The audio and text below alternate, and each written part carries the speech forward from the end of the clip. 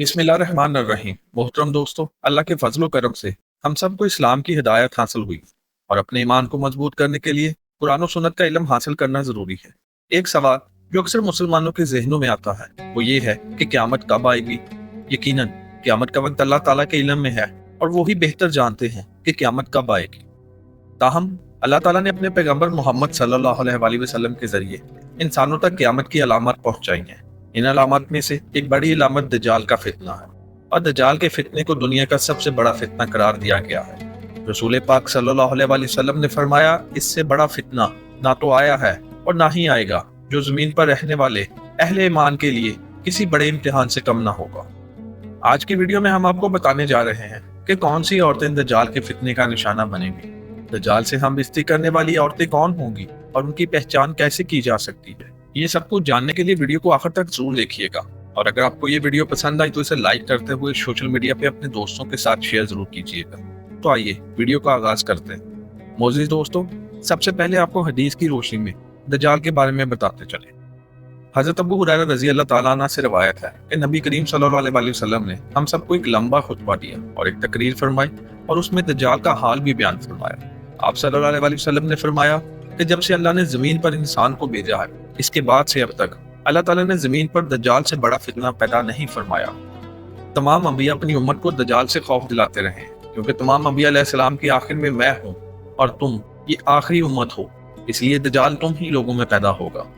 अगर वो मेरी जिंदगी में ज़ाहिर हो जाता तो मैं तुम सब की जानब से उसका मुकाबला करता, लेकिन चूंकि वो मेरे बाद ज़ाहिर होगा इसलिए हर शख्स अपने नफ्स की जानब से अपना बचाव कर ले।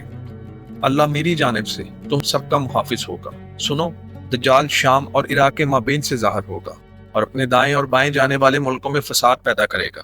आप सल्लल्लाहु अलैहि वसल्लम ने फरमाया कि अल्लाह के बंदो, ईमान पर कायम रहना। मैं तुमको दज्जाल की वो हालत बयान करता हूँ जो आपको आज तक किसी ने नहीं बताई।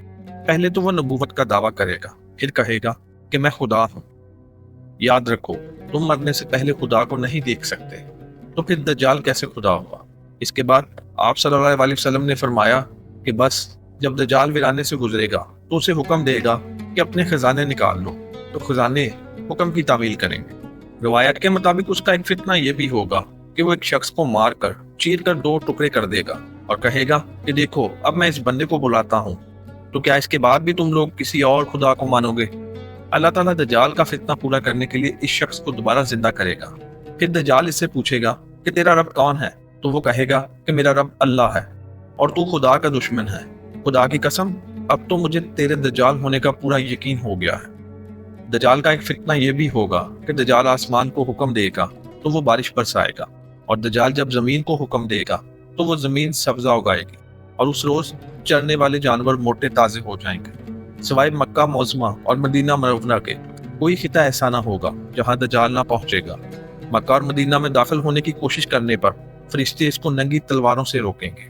दोस्तों, जहां तक ताल्लुक इस बात का है कि औरतें कैसे दज्जाल के फितने का सबसे ज्यादा शिकार होंगी, तो आपको बताते चलें कि दज्जाल कौम यहूद में से होगा जिसकी पैरोकार औरतें यहूदी ही होंगी। इससे मालूम होता है कि दज्जाल के फितने का शिकार दूसरी औरतें नहीं होंगी। रवायत में आता है कि यहूदी औरतें दज्जाल से नाजायज ताल्लुकात बनाने की भी कोशिश करेंगी और दज्जाल के जिस्म को अपनाने के लिए इन यहूदी औरतों में जंग छिड़ जाएगी और ये औरतें दज्जाल को अपनी जानब माइल करने के लिए तरह तरह के हथकंडे अपनाएंगी। दज्जाल के हवाले से आप सल्लल्लाहु अलैहि वसल्लम ने फरमाया कि दज्जाल का ज़हूर एक नौजवान मर्द के तौर पर होगा जिसका जिस्म बहुत मोटा और सुर्ख रंग का होगा। अवाम में इसका लक़्ब मसीह होगा और वो एक आंख से काना होगा। इसके बाल छोटे और गुंगरियाले होंगे। दज्जाल के पीछे 70,000 यहूदी होंगे और वो खुद को खुदा कहलाएगा।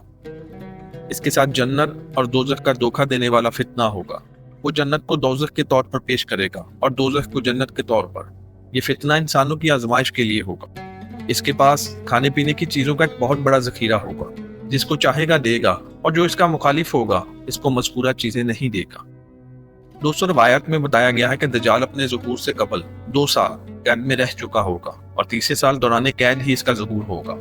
जमीन में दफन खजाने इसके हुक्म से इसके हो जाएंगे। वो बाज आदमियों से कहेगा कि मैं तुम्हारे माँ बाप को जिंदा कर सकता हूँ, इसलिए तुमको चाहिए कि मेरी ये कुदरत देखकर मेरी खुदाई का यकीन कर लो। वो बहुत से ममालिक से गुजरेगा, यहाँ तक कि वो यमन पहुंचेगा जहाँ बहुत से बेदीन लोग उसका साथ देने के लिए तैयार हो जाएंगे। تو वहां से वापस होकर वो मक्का मुकरमा के पास मुकीम हो जाएगा। वो मक्का और मदीना में दाखिल होने की कोशिश करेगा, मगर मुहाफिज फरिश्तों की वजह से दाखिल ना हो सकेगा। इसके अलावा मदीना मुनव्वरा में 3 खौफनाक ज़लज़ले आएंगे। इसके बाद मदीना में रहने वाले बदअकीदा लोग खौफ की वजह से शहर से निकलकर दज्जाल के कदमों में जा पहुंचेंगे। मदीना मुनव्वरा से दज्जाल मुल्क शाम की तरफ रवाना होगा। इसके पहुंचने से कबल इमाम मेहदी अलैहिस्सलाम का भी ज़हूर हो चुका होगा और दज्जाल के साथ जंग करने के लिए फौज तरतीब देगी। एक दिन लोग नमाज में मसरूफ होंगे। इसी दौरान हज़रत ईसा अलैहिस्सलाम 2 फरिश्तों के साथ दमिश्क की जानब मस्जिद के मशरिकी मीनार पर उतरेंगे और इमाम मेहदी अलैहिस्सलाम से मुलाकात करेंगे और फिर दज्जाल के साथ हक़ व बातिल की खून रेज़ जंग शुरू हो जाएगी और मुसलमानों को फतह नसीब होगी। और जंग के दौरान हज़रत ईसा अलैहिस्सलाम दज्जाल को बैतुल मुक़द्दस के करीब कत्ल करेंगे और इसकी लाश को वहां मौजूद एक कुएं में लटका दिया जाएगा। प्यारे सामईन, इसी उम्मीद के साथ इजाजत दीजिए कि आपको हमारी वीडियो पसंद आई हो। मिलते हैं बहुत जल्द एक नई तारीखी, तहकीकी और मालूमाती वीडियो के साथ। और अगर वीडियो पसंद आई तो हमारे चैनल को लाइक और सब्सक्राइब करें और अपने दोस्तों के साथ शेयर करें। इससे हमारी हौसला अफजाई होगी। अल्लाह रब्बुल इज़्ज़त आपका हामी और नासिर।